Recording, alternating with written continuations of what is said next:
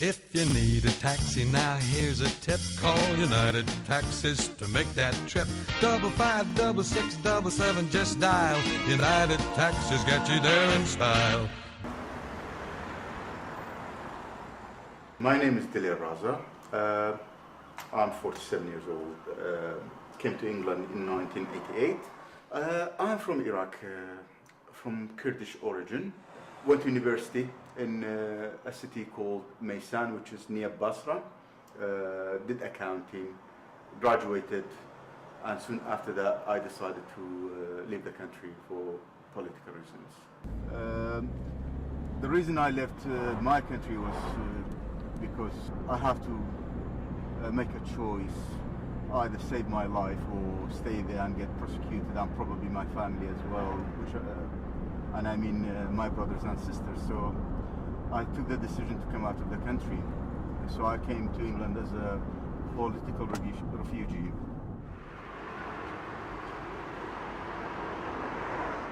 There was a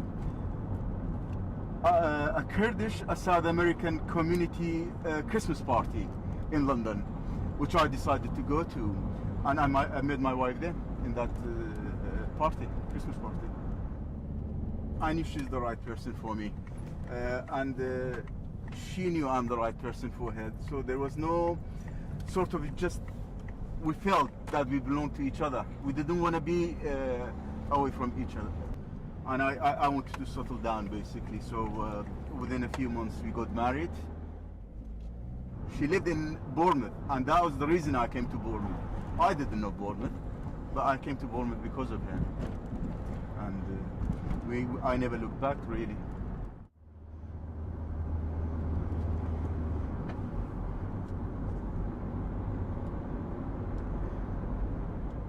I've been always taught by my mother and my father that family is the most important thing. I mean, I remember when I met Marina, to start with, one evening we were in our flat, and suddenly the electricity gone, and we had a electric meter that you put money in, and I didn't have the 50p to put the money in, so we spent the night without electricity. And I said to my wife, I said to Marina, that never gonna happen again. And I didn't let it happen. And I knew at that moment that I have to choose the family. I can't just go after my dream, because my family is my dream. I mean, what a relief when I started driving a taxi. It was such a relief, because it gave me so much time to spend with my family, and physically was just no demand on you compared to my other job, you know. I remember one day I came back after being away for a few days working, my son not recognizing me. Was like kind of scared to come to me, you know. It took him a few minutes to realize that it is me, I'm his dad, you know. So it was just like a shock to me, you know. And I realized, okay, the family's first thing, and I have to provide for them, but it's not just the money side of it, it's the emotional and the you know, me just being there is very important as well. United Taxis run on the basis of 7 directors running the company, and there's an election every year, so you put your name forward and you get elected. So although me being the first, shall we say, foreign guy to stand to become a director on United Taxis, which was a big step, but I decided to do it because enough was enough. A lot of people were unhappy about the way our company was run at the time, and I tried to talk to other directors at the time, put my point of view to them, but it was basically just ignored. So I put my name forward. People encouraged me, my friends obviously encouraged me.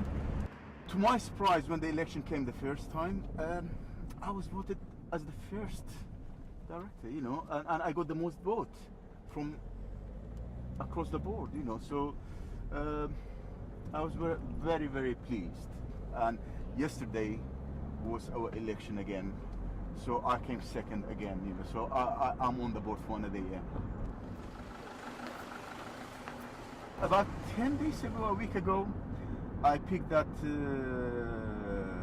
elderly lady from Bournemouth Hospital, and she was going back home. She's just been discharged. She's been in hospital for 6 weeks.